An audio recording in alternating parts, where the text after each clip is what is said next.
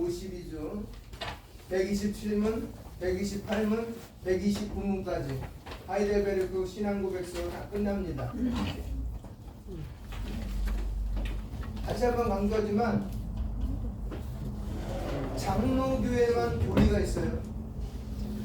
장로교회만 교리가 있고요. 타 교단은 교리가 없습니다. 그래서 장로교회를 하이처치라고 그러고요. 그 외의 교회는 로처치입니다. 그래서 교리가 곧 삶이에요. 장로교인들한테는 교리가 곧 삶입니다. 그렇게 인식하고 있어야 돼요. 그러니까 교리가 우리 그 몸의 어디 부분들이냐면 등뼈에 해당이 되는 거예요. 우리 등에 있는 뼈 있죠, 이렇게 쭉. 그거 없을 사람들은 어떻게 돼요? 무척추동물처럼, 무척군처럼 이렇게 흐느져서 일어설 수가 없잖아요. 그래서 저희들이 갖고 있는 정말 귀한 유산이 교리입니다. 성경을 가지고 뽑아낸 거거든요. 아시다시피, 그죠? 우리가 지금 하이델베르크 다 했지만 첫 번째부터 지금까지 살펴보면은 전부 다 성경에 나오는 예수님이 누구인지, 그죠? 하나님이 누구인지, 교회가 무엇하는 곳인지, 기도가 뭔지, 그죠? 헌금이 뭔지, 선교가 뭔지, 그런 거 하나씩 하나씩 정리해 놓은 거예요. 그러니까 잘 받아들이면, 그러니까 이단에 빠지는 사람들의 특징 중에 하나는 교리가 없어서 빠지는 거예요. 다 체계가 없어서. 자, 먼저 127문을 읽겠습니다. 제가 여섯째 강구는 무엇입니까? 우리를 시험에 들게 하지 마옵시고 다만 악에서 구하옵소서라는 기도에는 다음과 같습니다. 우리 자신은 너무 미약하여서 잠시라도 스스로 우리를 지킬 수 없습니다. 그런데 우리의 원수들 마귀와 세상과 우리의 육체가 끊임없이 우리를 공격하고 있습니다. 그러므로 주님께서 성령의 능력으로 우리를 붙드시고 강하게 하셔서 우리 삶의 영적 투쟁에 쓰러지지 않고 우리가 죄의 완전한 승리를 거둘 때까지 굳건하게 원수를 대적하게 하옵소서. 그러니까 이렇게 기도하는 이유는 결론이 우리 넘어지게 하지 마십시오. 근데 우리가 잘 기억할 게 뭐냐면 이렇게 기도하는 목적 넘어지지 마십시오라는 것보다 좀 더 나은 건 뭐냐면 넘어질 수 있으나 일어날 힘을 허락해달라고 기도하는 거예요. 일어날 수 있는 힘을 달라고, 그리고 그걸 뚫고 나갈 수 있게 해달라고. 뚫고 나가게, 주저앉는 게 아니라. 이 땅 계속 오는 거는 여러분들이 죄송합니다. 초등학교 때 모르던 일들이 중학교 되면 생기고, 중학교 때 모르던 일들이 고등학교 되면 생기고, 고등학교 때 모르는 대학 가면 갈수록 점점 범위가 넓어지잖아요. 넓은 범위 안에 좋은 것도 있지만 우리를 넘어뜨리려고 하는 요소도 또한 수없이 많아요. 그럴 때마다 넘어질 거예요? 그럴 수는 없잖아요. 우리 히브리서를 읽어보시면 알겠지만 우리는 뒤로 물러나서 침륜에 빠져서 허우적거리는 사람들이 아니라고 그랬어요. 우리는 담대하고 당당한 사람들이라고 히브리서는 얘기하고 있어요. 그 사람들 능히 감당할 수 없다고 얘기하고 있어요. 누가? 바울이 그렇게 썼어요. 우리를 감당할 수 없는 사람들, 예수 믿는 사람들은 감당할 수 없어요. 잘 뭉치잖아요. 128문입니다. 당신은 이 기도를 어떻게 마치십니까? 대개 나라와 권세와 영광이 아버지께 영원히 있사옵나이다의 의미는 다음과 같습니다. 우리는 위의 모든 간구를 당신께 드렸습니다. 당신이 우리의 전능하신 왕이시기 때문에 모든 선한 것을 우리에게 주기를 원하시고 또한 주실 수 있기 때문입니다. 그리고 우리 자신이 아니라 하나님의 거룩한 이름이 모든 영광을 영원토록 받아야 하기 때문입니다. 기도의 마침이 나에서 어디로 넘어간 거예요? 하나님께로 넘어간 거예요. 그래서 우리 손가락을 보면 우리 기도 못합니다 라고 말하지 마세요. 손가락 보면 기도할 수 있어요. 단 1분이라도. 하나님 아버지 감사합니다. 저는 죄인입니다. 건져주셔서 감사합니다. 그리고 나서 요 네 번째에 오면은 그때 중보 기도하는 거예요. 나라와 민족을 위한 거, 선교사님을 위한 거, 교회와 목사 가정을 위해 기도하는 거, 성도들의 가정을 위해서 기도하는 거, 개인적인 기도 제목을 여기서 하는 거예요. 그리고 마지막에 예수님의 이름으로 기도합니다 하면 끝나는 거. 기도하니까 기도 못할 수가 없는 거예요. 손가락만 보면 뭐예요? 기도할 수 있는 뭐가 생기는 거예요? 제목들이 생기는 거잖아요. 무조건 여기까지 하나님 아버지 감사해요. 성삼위 하나님께 감사하는 거예요. 그 감사하는 조건이 내가 죄인임에도 불구하고 어떻게 건져주신 거에 대한 감사예요. 그 감사에서 이제 내가 어떻게, 나도 이제 중보기도 사람들 그거, 그 다음에 누구의 이름으로요? 예수님의 이름으로. 우리 그게 꼭 들어가야 돼. 마찬가지. 이게 안 들어가면 안 돼. 여태까지 4개는 잘 했는데 이게 없다. 그럼 끝나는 거야. 그럼 기도 아니에요. 그럼 하나님 들어주시잖아요. 요한복음에 보면 너희가 내 이름으로 무엇이든지 구하라 그러면 들어주시겠다고. 누가요? 아버지께서. 아버지께서 아들의 이름으로 구하는 것마다 다 들어주신다 그랬어. 다른 사람의 이름이 아니에요. 그 다음에 129문 아멘이라는 이 짧은 말은 무엇을 뜻합니까? 아멘의 의미는 다음과 같습니다. 그것은 마땅히 확실하게 이루어질 것이다 라는 의미입니다. 내가 기도하는 것을 원하는 나의 진실한 소원 이상으로 하나님께서 내 기도를 들으신다는 것이 더욱 확실합니다. 아멘. 아멘은요, 그 헬라어 원어는 아멘은 진실로 따는 뜻이에요. 진실하다의 뜻이에요. 그래서 예수님께서 내가 진실로 너희에게 이르노니 때 이것은 아멘이에요. 그래서 이거는 강조형이에요. 강조형. 이 문장을 이야기할 때 강조하기 위해 쓴 유대문학적 표현이에요. 우리도 강조할 때 이렇게 반복해요. 너 진짜야? 진짜야? 진짜야? 강조하는 거지 놀리려고 하는 거 아니잖아요. 예수님도 그렇게 하십니다. 그래서 우리가 목사님들이 이렇게 되기를 믿습니까? 그럼 아멘 안 되는 거는 그 모든 말씀을 내가 받아서 그렇게 될 거를 믿고 고백합니다 라는 뜻이에요. 그러니까 아멘을 했으면 그거에 대한 뭐예요? 반응이 반드시 있어야 되는 거예요. 아멘을 놓고 반응이 없으면 안 되는 거예요. 하나님이 기뻐하지 않습니다. 이제 마지막입니다. 오늘 이 주기도문의 마지막 부분입니다. 사도신경도 했고 주기도. 그러니까 이 모든 교리서의 끝부분은 사도신경과 주기도문으로 끝나요. 그전엔 종말론으로 끝나요. 그러니까 교리적으로는 종말론으로 끝나고 주기도문은 또 들어가요. 해석을. 이 문답에서 눈에 띄는 것은 시험에 들게 하지 마옵소서라는 기도입니다. 이 기도를 조금만 생각해 본다면 우리에게 생기는 궁금증이 있습니다. 이렇게 기도를 하는데 왜 우리에게 시험이 있는 것일까? 우리의 기도가 상달되지 않기 때문에 시험이 있는 것일까? 그것은 아닐 것입니다. 성도는 누구든지 예수의 이름으로 기도할 수 있고 그렇게 기도할 때 응답하시겠다는 것이 우리 주님의 약속입니다.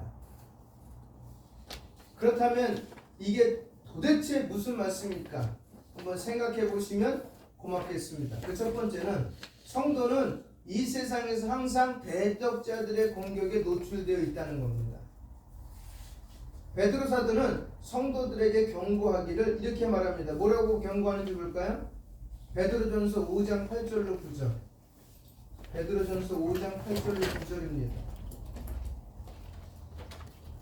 뭐라고 경고하시는지 보겠습니다. 베드로전서 5장 8절로 9절이에요.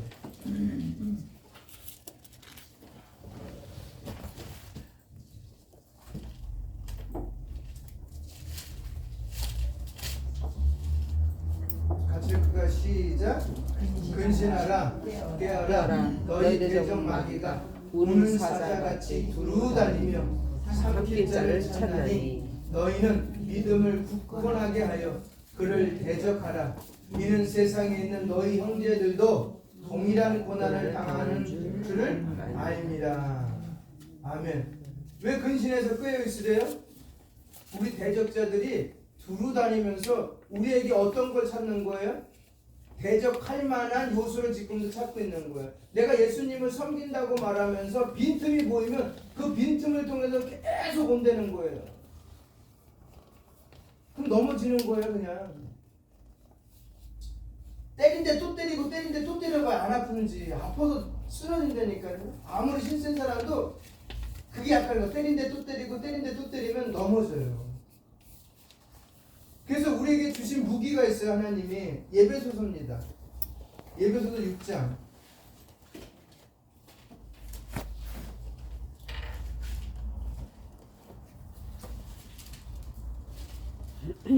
자, 11절로 읽어볼까요? 11절로 공격에 노출됐어요. 우리 여기서도 11절, 6장 11절로 들어보겠습니다. 10절부터 볼게요. 10절부터 계속 멈추는 데까지 멈추세요. 시작. 끝으로 너희가 주 안에서와 그의 힘의 능력으로 강건해지고 마귀의 관계를 능히 대적하기 위하여 하나님의 전신갑주를 입으라. 우리의 시험은 혈과 육을 상대하는 것이 아니요 통치자들과 권세들과 이 어둠의 세상 주관자들과 하늘에 있는 악의 영들을 상대하며. 우리가 지금 우리 주변에서 우리를 공격하는 대상자들을 말해주고 있는 거예요. 그렇죠? 그러면 이 대상자를 이미 알고 있어요. 우리는요. 그럼 막을 수 있어요? 못 막아요? 내 적을 내가 알아. 막을 수 있지. 막을 수 있는 거죠. 예를 들어서 내가 골키퍼야. 근데 PK가 떨어졌어요. 그러면 상대방 선수가 차는 거를 막아야 되는데 모르니까 볼이 생기는 거잖아요. 근데 이 선수가 오른쪽으로 찰 걸 알아. 그럼 나는 방심할 필요 없어요. 그럼 가만히 있다가 오른쪽으로 움직이면 돼요. 근데 땅볼이 아니라 위로 떠. 그럼 나는 약간 손만 올리면 돼요. 왜? 다 알기 때문에. 그쪽은 100번 차도 100번 다 실패하는 거죠. 근데 우린 100번 다 그걸 다 막아낼 수 있는 거예요. 왜? 가르쳐줬거든요. 그러면서 뭐 하라고요? 전신갑주를 입으래요. 어떻게 입냐면 볼까요? 13절 시작. 그러므로 하나님의 전신갑주를 취하라. 이는 악한 날에 너희가 능히 대적하고 모든 일을 행한 후에 서기 위함이라. 그런즉 서서 진리로 너희 허리띠를 띠고 의의 호신경을 붙이고 평안의 복음이 준비한 것으로 신을 신고 모든 것 위에 믿음의 방패를 가지고 이로써 능히 악한 자 모든 불화설을 소멸하고 구원의 투구와 성령의 검 곧 하나님의 말씀을 가지라. 모든 기도와 간구를 하되 항상 성령 안에서 기도하고 이를 위하여 깨어 구하기를 항상 힘쓰며 여러 성도들을 위하여 기도와 구하라. 아멘. 그러니까 전신갑주를 입으라는 거예요. 이건 전쟁 나간 그때 당시에 군인들이 입어야 될 갑옷이에요. 투구 써야 되잖아요. 왜? 칼로 칠 때 그 영국의 그 기사들이 옷 입는 거 봤어요. 쇳덩어리에 전부 다 눈만 보여요. 그러니까 칼을 이렇게 흔들었고 해도 여기 해도 안 다쳐. 그러니까 참 소리만 나는 거예요. 서로 그렇게 옷 입고 싸우는 거예요. 언제 죽느냐면 한 사람이 쓰러졌을 때, 그때 그 사람 위로 올라가서 칼에서 빈틈을 있는 데다가 찌르더라고요. 빈틈이 있는 데다가. 우리 그 빈틈이 없게 지금 어떤 옷을 입고 어떤 신발을 신고 어떤 칼을 가지고 싸우라고 지금 정확하게 말씀하고 있어요. 그렇잖아요. 그걸 가지고 적대 세력과 싸우면 너는 백전백승이다라고 얘기해 주는 거예요. 그 여기서 답을 찾아요. 근데 에베소서 나오면 이렇게 입고 싸울 때 대부분의 어떤 것들을 싸울 때냐면 말에 대해서 많이 싸우라 그래요. 내 자신이 어떤 말에 대해서 부정적인 말 하지 말고 거짓말 하지 말고 상대방의 비방하는 하지 말고, 이거 성도들이 갖고 있는 기본적인 도덕적이고 윤리적인 것은 이미 베이스에 깔고 거기 위에 것까지 생활하라 그렇게 얘기하고 있는 거예요. 그렇게 되면 우리 대적들이 더 이상 나를 공격을 못한다는 거지. 오늘날도 그렇게 생각됩니다. 저도 그리스도인들이 이렇게 생활한다면 예배소서 말씀하는 것에 의와 진리에 거르고 있고 있기 때문에 더 이상 나를 회방할 수가 없는 거예요. 나의 꼬투리 잡을 수 있어서. 왜? 완벽하니까. 뭐 나오겠어요? 청문회 한다고 뭐 나오겠습니까? 네? 그러기 때문에 베드로전서 5장 8절을 다시 들어서 본다면 그래 왜 나를 대적하는 사람들이 하도 많기 때문에 근신하고 깨어 있으라는 거예요. 매일 깨어 있을 수는 없잖아요. 그러니까 영적으로 일단적으로 깨어 있어야 된다는 거지. 그렇죠? 우리는 육체와 영혼을 가지고 살아가는 존재예요. 그래서 우리는 살아있을 때도 두 개가 존재하고 죽었을 때도 두 개가 동시에 존재해요. 죽으면 육체는 어디로 가고요? 땅으로 가고 영혼은 하늘로 올라가는데 이것이 언제 만난다고요? 예수님이 재림할 때. 그래서 완전히 변화된 몸이 되는 거예요. 두 개가 만나서. 어떤 모습인지 몰라요. 근데 샘플로 보여주셨어요. 예수님이. 마태복음 17장에 변화산에서 예수님이 보여주셨어요. 누구와 같이 올라갔을 때 베드로가 요한하고 예수님 셋이서 올라가서 위에서 누굴 봤어요? 누굴 봤어요? 엘리야하고. 네? 그렇죠. 봤어요. 모세와 엘리야를 봤는데 그때 입었던 옷이 그들의 변화된 삶은 이들은 보지 못할지라도 아름다웠다 그랬어요. 우리가 그 옷을 입을 거고 그것으로 변화될 거예요. 그러니까 이 땅에 있는 거 너무 연연하지 마세요. 잘 살고 잘 먹는 거 좋아요. 그렇게 사세요. 돈 많이 벌고요. 좋은 옷 입고요. 좋은 차 타세요. 그만큼 품격 있게 하시라고 대신. 그리스도인의 품격을 가지고 그렇게 생활하시라고요. 그러면서 그렇게 주신 걸 갖다가 어떤 목적으로 사용할지도 기도하시라고요. 주신 목적이 분명히 있으니까 그 목적을 이루면서 사시라고. 그러면 교회는 건강해지고 성도 자신도 건강해지는 거예요. 많이 보세요. 많이 가지세요. 이 땅에 어떤 사람보다 많이 가지세요. 그래야 교회 일도 열심히 할 수 있는 거예요. 그래야 교회에서 뭐 하자 그러면은 듬뿍듬뿍 할 수 있는 거예요. 절대로 많이 본 사람도 비방하고 욕할 필요 없어요. 그 사람은 그만큼 애쓴 거예요. 안 믿건 믿던 간에 그 자리에서 애썼기 때문에 그렇게 버는 거예요. 그리고 그 사람들이 자선단체 만들어서 그들이 다 병원 세우고 학교 세우고 도와주는 거예요. 우리는 해주고 싶어도 못해. 저는 왜? 그렇게까지 없거든. 근데 그 사람들이 이렇게 도와주는 거예요. 말씀으로 가지고. 그러니까 여러분이 그렇게 사시라고요. 목사는 기도만 하고 말씀 못하니까 여러분이 하세요. 그러면 하나님은 참 기뻐하실 줄 저는 믿습니다. 예. 다 이기시고. 그리고 또 바울도 이렇게 말합니다. 성도들에게 항상 시험이 있고 시험을 당할 수밖에 없다고 말합니다. 볼까요? 고린도전서 10장입니다. 고린도전서 10장 13절.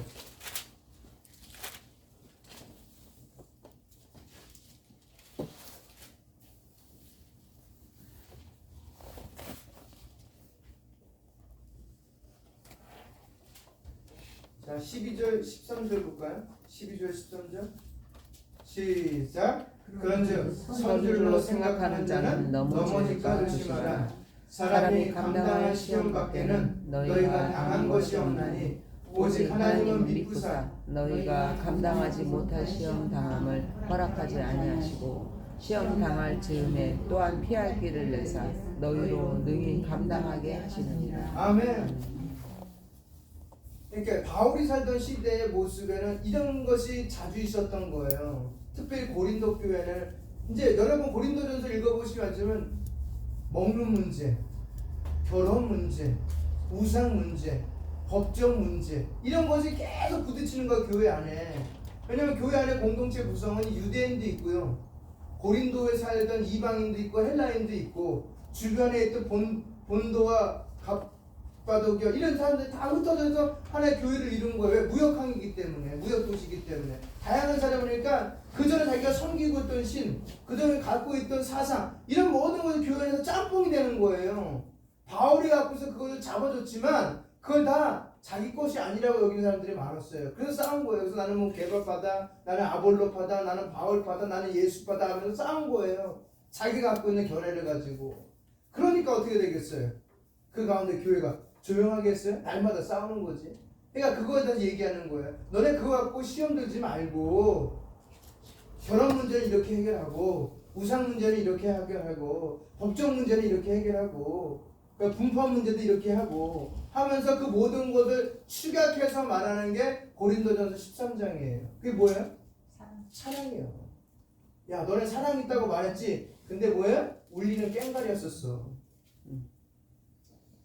무슨 말인지 알겠죠? 그렇게 너희가 막 그거는 사랑 얘기하겠지만 결론은 울리는 깽가리였었어. 사랑은 전혀 없었다. 소망 없었어. 믿음 없었어.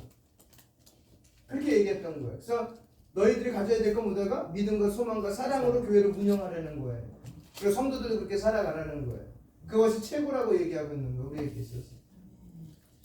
그럴 때 모든 분쟁이 해결될 수 있다는 거예요. 사랑은 분쟁이 없잖아요. 그렇죠? 소망도 분쟁이 없는 거고 그 단어하고 아예 가깝지도 않고 그렇기 때문에 항상 배적자들의 공격에 노출되어 있으니 바울이 말한 건 그걸 갖고 싸워서 이기고 사랑 갖고 싸워서 이기고 그 다음 누구야 또 베드로도 깨어서 근신하고 있으면서 기도하면서 어떻게 해요? 싸워서 이기고 그리고 바울 또 말하기를 예배소 교인들에게 뭐라고 편지한 거예요? 전신갑주 취해서 너도 이겨라. 왜? 주위에 너무 많은 무리들이 우리를 넘어뜨리려고 하니까. 아까 말씀드렸잖아요. 사탄이 하나님과 사람 사이에 이간질하는 방법 중에 뭐가 있다고요? 자신의 의 드러내는 거. 고린도 교회가 가장 잘했어요. 두 번째가 뭐예요? 의심나게 하는 거. 세 번째 회의 갖게 하는 거. 회의는 뭐 이렇게 카운셀이 아니라 아시죠? 더블 페이스 갖게 하는 거. 두 마음 갖게 하는 거예요. 그러니 뭐 옛날에 막 뜨거울 때 모든 집이 승리다 그러는데 갑자기 어느 날 갑자기 정말 예수님이 부활하셨을까? 3일 만에 살아나셨을까? 교회는 왜 이런 의심이 계속 들어가는 거예요 갑자기. 그러면은 내 속에 마귀가 꽈리를 틀고 있다고 생각하는데요. 그건 내가 병 들었다는 하나의 징조예요. 이해가시죠? 병 들면 모든 곳이 다 이렇게 꼬이는 거예요. 그래서 성도가 시험을 당한다는 것은 당연한 것인데 여기에 우리는 말씀을 가지고 이겨야 됩니다. 근데 제가 다른 건 다 이거 준비하면서 봤는데 여러 책을 보는 게 왜 그럴까라고 고민하는 중에 뭐 당연히 우리 믿는 사람들에게 이 땅이 우리의 소속이 아니에요. 이 땅은 우리의 소속은 빌립보서 말씀대로 하나님 나라가 우리 소속이에요. 그렇기 때문에 소속이 다르기 때문에 다툴 수밖에 없는 거예요. 다툴 수밖에 없는 걸 갖다가 하나님이 이렇게 표현해서 하나님은 성도들이 시험 당하는 걸 허락하셨다. 허락하셨다는 거예요. 왜요? 왜 시험을 허락하셔요? 그게 바로 신앙이 자라는 모판이기 때문에 그렇다. 신앙이 자라는 모판이 시험이에요. 예수님도 첫 번째 뭐 하셨어요? 광야에서 40일 동안 굶으시고 시험 받으셨어요. 몇 가지 시험 받으셨어요? 3가지 받으셨어요. 그리고 나서 시작한 거예요. 그렇게 했음에도 불구하고 그 사역이 순탄했어요? 아니에요. 순탄하지 않았어요. 곳곳에 포진된 장애물로 인해서 예수님 어떨 땐 도망도 가셨고 그렇죠? 그래서 사람의 신앙과 인격은 기도원에서 혼자 앉아서 묵상함으로 길러지는 것이 아닙니다. 사람이 혼자 있을 때는 다 성인같이 행동할 수 있습니다. 그러나 나를 힘들게 하는 사람이 생기고 문제가 생겼을 때 그 문제를 가지고 씨름하면서 사람은 깨닫고 성장하는 거예요. 그러면서 더욱더 앞으로 한 발짝 나가는 거예요. 뒤로 나가는 게 아니라 문이 저기 있잖아. 들어온 문이 있으면 저기로 나가는 게 아니라 강대상 쪽에 한 걸음 더 나오는 게 진짜 신앙이에요. 아, 하나님 나를 더 단단히 만드셨구나. 이걸 넘길 수 있게끔 해줬구나. 근데 우리뿐만 아니라 어떤 모든 교회들 꼭 들어왔다가 생기면 저로 다시 나가. 그러면 안 되는 거야. 진짜 신앙은 저기서 나가서 문제 해결하는 게 아니라 이 안에서 자기가 하나님과 씨름하면서 문제 해결을 받고 더욱더 견고해지는 거예요. 아멘. 그게 진짜예요, 신앙은. 그래서 우리 동굴에 가보면 석순 자라는 거 보시잖아요. 이렇게 맨 처음에 조금 했다가 똑똑똑 떨어질 때마다 얼마나 아프겠어요, 살고. 나중에 어떻게 해요? 여기 있는 게 붙어요. 시간이 얼마인지 모르겠어요, 제가. 지질학자가 아니라도. 그렇지만 언젠가 붙어. 시간이 내 후대를 보겠죠. 그걸 보고 와 그러겠지. 그렇지만 그 종류석이든지 뭐 종속이든 간에 무수한 시간 속에서 그는 어떻게 조금씩 앞으로 나간 거예요. 우리도 그래야 돼, 신앙은. 그걸 우리 뭐라 그런다? 성화라 그러는 거예요. 신앙의 성화. 성화가 없으면 절대로 신앙인이라고 말하면 안 돼. 그냥 저는 교인이라고 얘기해요. 아직까지 교인입니다. 그래요. 마치 훌륭한 군인은 병법서를 연구하는 것만 가지고서는 될 수가 없으며 실제 연병장에서 총을 들고 뛰고 기는 힘든 힘을 통해서 힘든 훈련을 통해서 만들어지는 겁니다. 이 일을 통해서 근력이 붙고 민첩함이 길러지는 것입니다. 시험도 이와 같습니다. 성경을 읽고 깨닫고 은혜 받았다면 이제 그것을 내 삶에 적용해야 되는 거예요. 내 삶에. 깨닫는 것과 적용은 전혀 다른 문제입니다. 이 두 가지를 통하여 성도는 온전하게 자라가는 것입니다. 이 성장을 위해서 성도에게 시험이 필요합니다. 그렇다면 시험을 당치 말게 해달라는 이 기도에는 무엇을 강구하는 것인지도 알아야 되잖아요. 그건 뭐냐면 시험을 잘 이기게 해달라는 기도예요. 넘어가 패스가 아니라 이기게 해달라고. 이 기도를 이기게 해달라고.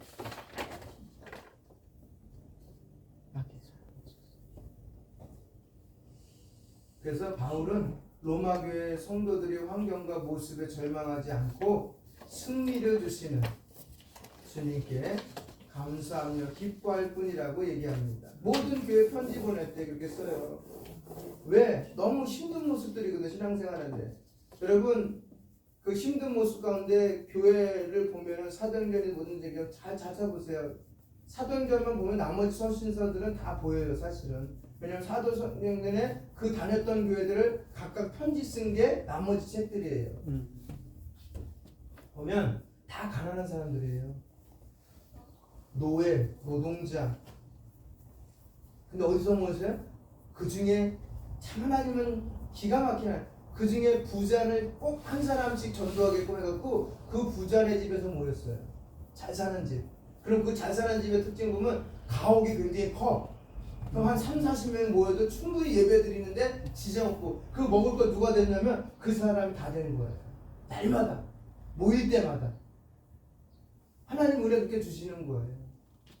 그런 분들 되세요. 아, 내 거 아까운 아니에요. 그만큼 되니까 쓰시는 거예요, 하나님이. 여러분, 농담 삼아 얘기하는 것 중에 하나가 여러분 10만원 11조 하는 분 되겠어요? 1000만원 11조 하는 분이 되겠어요? 1000만원이 낫지. 근데 1억을 버잖아. 1000만원인데 아까워요. 근데 100만원 벌었고 10만원 11조 이렇게 크게 의미를 안 둬. 근데 이게 단위가 올라가면은 의미를 보여요. 이거 내가 한 건데 누가 한 거야? 솔직히요? 하나님이 주신 거야. 길을 점점 열어주신 거예요. 그래서 기도할 때 우리 자녀들의 11조는 달에 1000만원 이상에게 달에 기도하는 거예요. 그럼 하나님이 전에는 90만원을 쓰던 사람이 이제는 900만원 쓰는 거예요. 저는 후자 선택하겠습니다. 목사도 그렇게 기도할게요. 여러분이 그렇게 보려고. 청년도 그렇게 보세요. 응? 그럼 얼마나 좋아요. 그죠? 돈 욕심내는 게 아니라 그렇게 해서 폭 좀 크게 가시라는 거예요. 그래서 마지막에 뭘로 이룬다고요? 아멘으로 이루신다는 거예요. 아멘. 성도의 승리를 보장하는 하나님의 사랑과 함께 성도는 주기도문을 다음과 같이 끝을 냅니다. 왜냐하면 나라와 권세와 영광이 아버지의 것이기 때문입니다. 이 말씀은 지금까지 한 성도의 모든 기도의 확신이 어디에 있는지를 가르쳐 줍니다. 그것은 기도를 들으신 하나님께 나라와 권세와 영광이 있기 때문입니다. 왜? 나는 그의 나라의 자녀이고 백성이기 때문에. 대한민국 사람이니까 대한민국에서 기본적인 건 지켜주잖아요. 그럼 내가 하나님 나라의 백성이면 하나님이 나를 기본적으로 지켜주시는 건 당연한 거예요. 그 요소가 이 안에 있다는 겁니다. 그래서 교리문답은 이렇게 말합니다. 주님은 우리의 왕이시고 만물에 대한 권세를 가진 분으로서 우리에게 모든 좋은 것을 주시기 원하시며 또한 주실 수 있는 분이시기 때문에 우리는 이 모든 것을 주님께 구합니다. 할렐루야.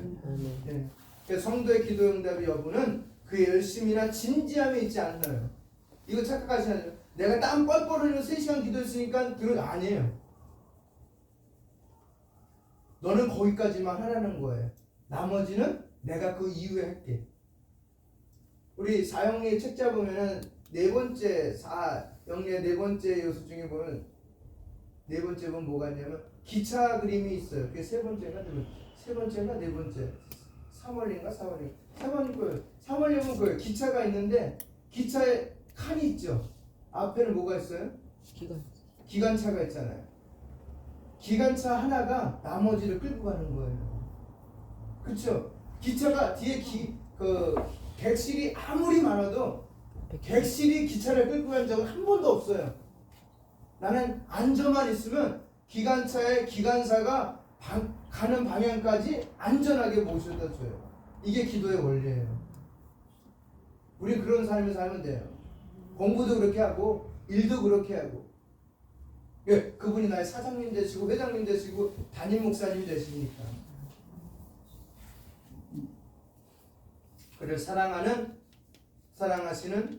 하나님과 중보자 그리스도의 사랑과 능력이 있습니다. 그래서 성도는 항상 부족하고 연약하며 기도하는 순간까지도 순수하지 못하지만 그 기도를 들으시는 하나님께서 성도를 사랑하사 그의 기도에 응답하시며 그가 알지 못하는 것까지 응답하시는 것입니다. 우리의 평화와 확신의 근거는 우리 안에 있는 것이 아닙니다. 그것은 하나님과 그리스도께 있습니다. 여기서 우리는 다시 한번 교리문답의 1번을 생각합니다. 뭐라고 하지? 1번이 뭐예요? 첫 번째 문단이? 첫 번째가 아까 없어요. 이미 오래전에 했던 거예요. 52주에 1주에 했던 거예요. 그게 뭐냐면 살아서나 죽어서나 당신의 유일한 위로는 무엇입니까? 그건 뭐예요? 살아서나 죽어서나 나는 나의 것이 아니요 몸도 영혼도 나의 신실한 구주 예수 그리스도의 것입니다 라는 사실이에요. 이게 첫 번째 출발하는 거예요. 그래서 마지막에 왜 그것이 나왔는지 기도문을 통해서 끄집어낸 거예요. 지금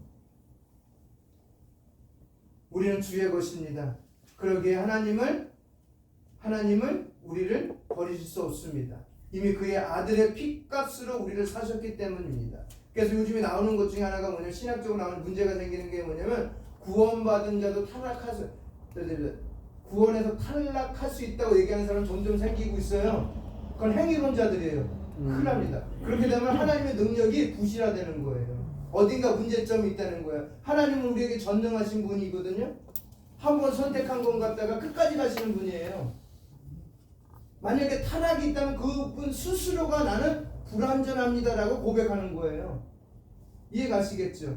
그거 듣지도 마세요. 여러 가지 성경 구절을 끄집어내도 그건 그 사람의 이야기야. 개인적인 성경의 얘기는 틀려. 성경은 한 번 구원받았으면 끝까지 가는 거예요. 제가 어떤 잘못해도 그렇잖아요. 우리 자녀들 있잖아요. 그 자녀가 깜빵 가면 내 새끼 아니에요? 네? 좀 심한 말로 하면 내 자녀가 살인을 했어. 그럼 그거는 내 자녀 아니에요? 상대편에게 큰 상처를 주고 아프면 좋겠지만 내 자녀예요. 나도 아파요. 그렇죠? 마찬가지 하나님이 예수 그리스도께서 필사고 다른 것도 준 거 아니에요. 유일하신 아들이에요. 하나밖에 없는 아들을 유일하신 아들을 죽이면서까지 나를 건져주셨는데 뭐가 부족해갖고 너 아니야 이렇게 하겠어요. 그런 게 없다는 거예요. 근데 요즘 계속 그런 게 등장하고 있어요. 교회들마다 새로운 신학을 독일에서 유학 갔다 왔습니다. 미국에 유학 갔다 왔다는 신신학자들이 계속 그런 얘기하는 거예요. 그러니까 성도들이 헷갈리는 거예요. 절대 듣지도 말고 들었다 친다도 그건 너 얘기라고 해요. 성경은 절대 그렇게 얘기하고 있어요.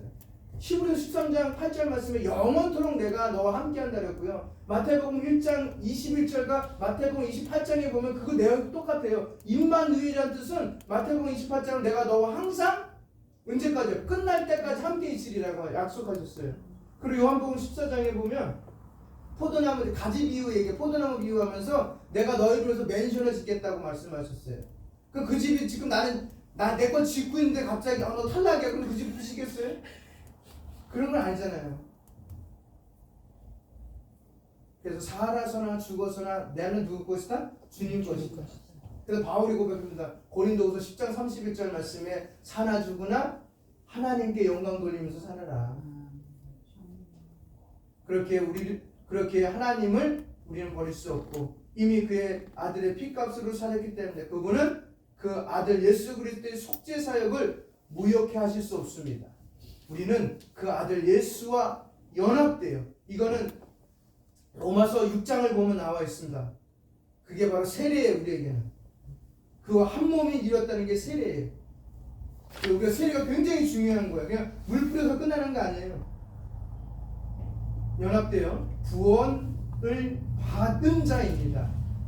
죽음, 기근, 적신, 하늘의 악한 영도 그분의 사랑에서 끊을 수 없다는 게 로마서 8장 33절에서 35절까지의 말씀이에요. 끊을 수가 없어요. 기독교는 나를 의지하지 않습니다.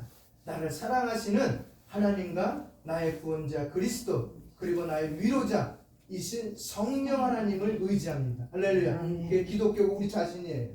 그렇게 믿으시기 바랍니다. 이래서 이제 52주 원래 한 주에 하나씩 해서 끊어야 되는데 좀 길어지는 부분도 있어갖고 지금까지 왔는데 거의 한 1년 6개월 동안 했습니다. 이제 다 끝나면 다음 주부터는 다른 교리문답 가지고 이어갈 겁니다. 그러니까 뭐 반복될 수도 있어요. 교리문답 반복될 수밖에 없으니까 약간씩만 차이 나니까. 그러니까 잘 이해하셔서 제가 나중에 저 다 하면은 저 정리해갖고 한 주씩 이렇게 하나씩 올리고 그렇게 하겠습니다. 그러니까 열심히 공부하셔서 하나님 오시는 그날까지 아니면 내가 하나님의 가시는 그날까지 좌우로 흔들리지 말고 신앙인으로 살아가시기를 주님의 이름으로 부탁드리겠습니다. 네, 주기도문으로 마치겠습니다.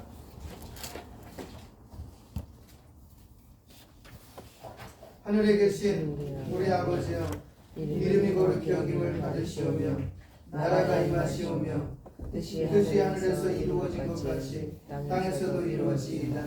오늘 우리에게 이루와 양식을 주시옵고 우리가 우리에게 죄 지은 자를 사하여 준 것 같이 우리 죄를 사하여 주시옵고 우리를 시험에 들게 하지 마시옵고 다만 악에서 구하시옵소서. 나라와 권세와 영광이 아버지께 영원히 쌓옵나이다.